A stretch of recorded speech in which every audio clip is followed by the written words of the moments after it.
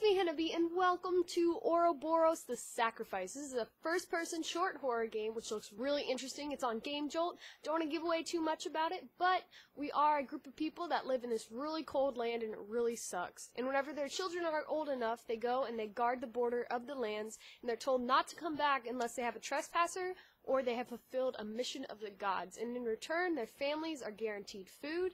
However, our guy has a meeting with the goddess of death. So I just thought it looked really interesting. We're going to start our journey. Start a new journey. I don't even have anything. I'm not a morbid person, but I can't seem to stop thinking about death lately. Wow, this is off to a great start. There's a lot of religions in Sershank, a lot of gods and goddesses living and dead. The people who worship them know where they're going when they die.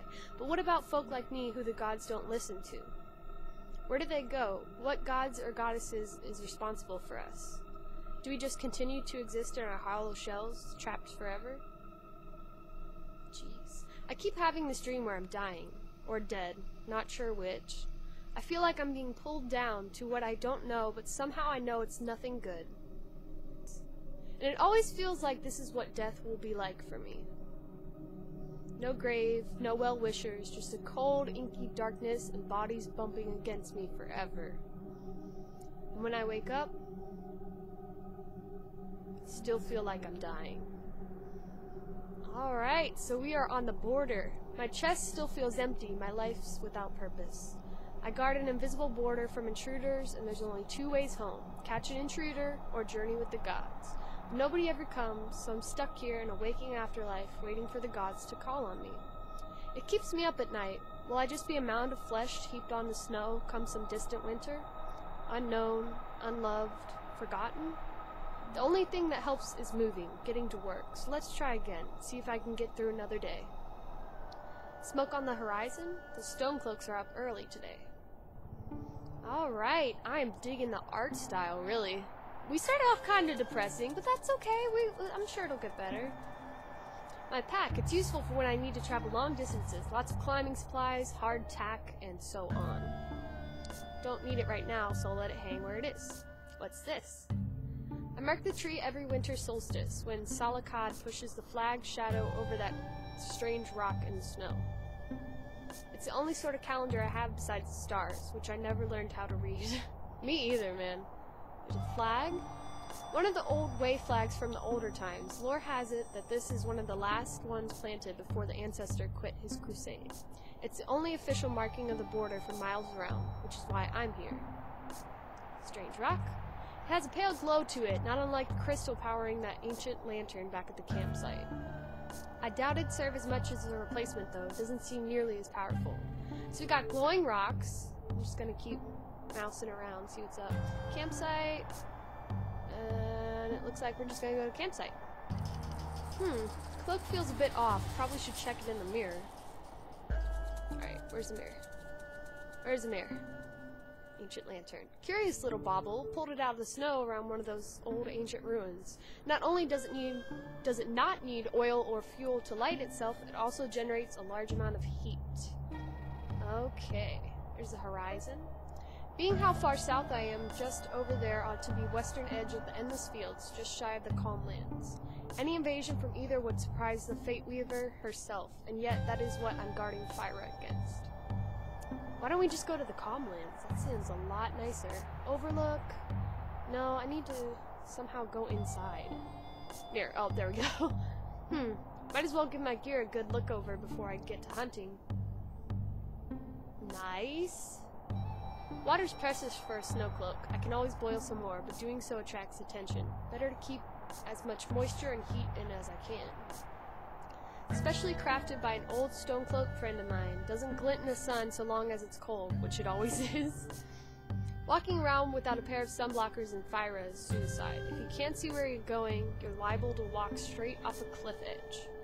They're getting a little worn out. I should get them looked at sometime. Yeah, you should, because you don't want to walk off a cliff edge. These people are like, they're prepared. Staying concealed is extremely important for a snow cloak. This white leather hood does that job handily. Along with my cloak and the aid of some old Fyran cantrips, I can be invisible out there when I want to be. Sorry if I mess up any words. Looks alright. Wait, I'm hearing movement below. Better check on it. Could be my way back home. Hello? Is Hi. anyone out there? Who goes there? Voice acting. Oh, hello, brother. Hello, brother. Sorry to disturb your hunt. You see any quarry, boy? Oh, sorry, brother. I was sent by Delgoth. Who? Delgoth, the prophet. Oh, of the band of the Black Serena. Yes, I know of him. He says he has a revelation for you. He's waiting for you in the old ritual cave back at camp. A revelation? After 30 years of sitting, guarding this line, now I get a revelation? So that's what I came to tell you. I must get back to camp. We're breaking for Springhold this eve. Good quarry, brother! Snowcloaks seasonally migrate to my neck of the woods. 14 years it's been since I last sat with Delgoth, and now he sends for me? So we're the older guy, not the younger brother, I guess. A divine message from the gods and goddesses of Surshank? A way home after all these years? There must be a catch. There must be. But I can't sit in these wastes forever, or surely I will go mad. Snowcloak Camp, dusk. Brother Delgoth? Frecked with pockmarks and scars, two ghastly gray eyes snap up underneath a hood of messy, greasy black hair. The prophet waits, seeming to be choosing his next words carefully. I'll sit down. You sit by the fire, gazing about the room as you do. His gray eyes, long devoid of sight, follow you with unnerving accuracy as you sit. Yes, sit. Be comfortable in my home, brother. Ah, we made the right choice. It's an awkward home built in the middle of a cave. Its tall and smooth wooden poles and furred leather stretch haphazardly to the rocky ceiling. Two aging rugs spread before a small fire whose embers sparkle like twinkling stars. The only other interesting object in the tent is a small wooden shrine, curiously devoid of religious symbology. Who does he pray to in the pantheon? When last you met, you guessed he worshipped the daughter of the Fate Weaver from how often he talked of fate and journeys. Yet the Fate Weaver does not commune with mortals, and not often does her daughter either. Already a sense of dread is building in the air. A revelation from the daughter of the Fate Weaver? She would reveal the secrets of fate that her mother so jealously guards? We have much to discuss. I have a revelation for you. That is why you came, isn't it? Indeed. Tell me, what do you remember of your home in Fyra? Or have you forgotten your place in the world, out here in the wastes?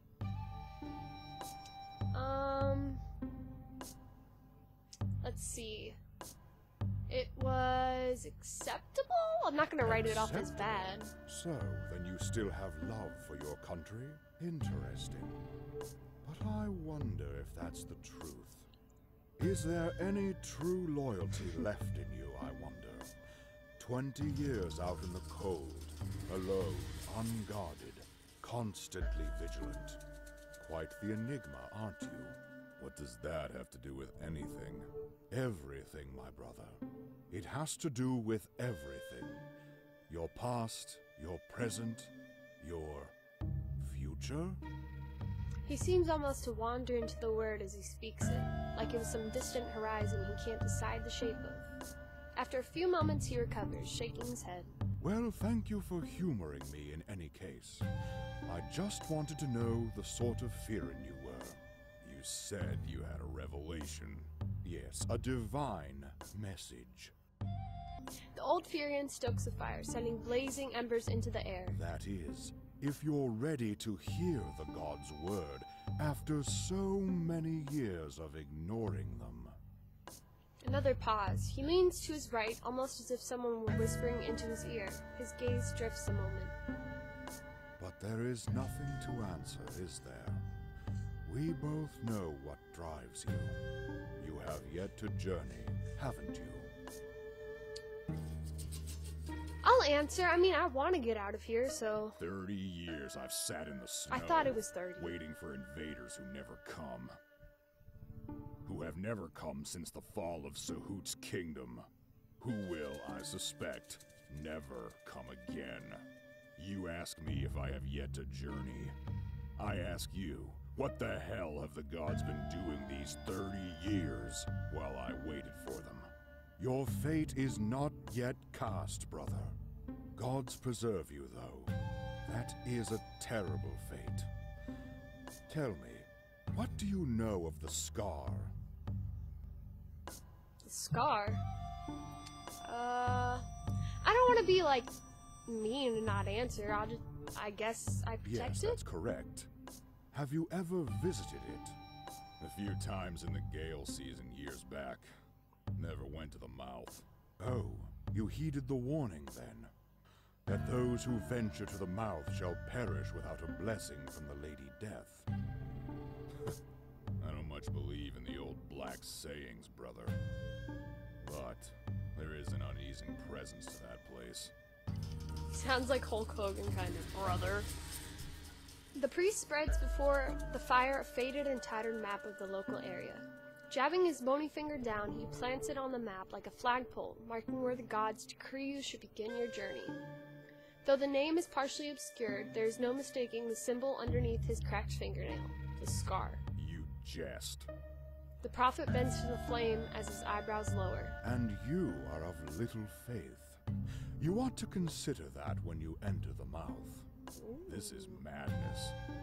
Surely there is another way for me to complete my journey. Prophets such as Delgoth are of the few who can see the weave, the threads of all destinies and paths. If there is another way for you to begin your journey, he can discover it. Though often prophets require assistance. Jabbing 3 fingers into a clay jar, he slides crimson grease over his eyes, a drug, no doubt. He sways as he mutters to the flames, and the flames seem to respond, rising and falling, swaying and ducking as if suddenly alive. The short hairs on your neck stand on end as you blink your eyes, catching the shadow of a flaming hand caressing his cheek.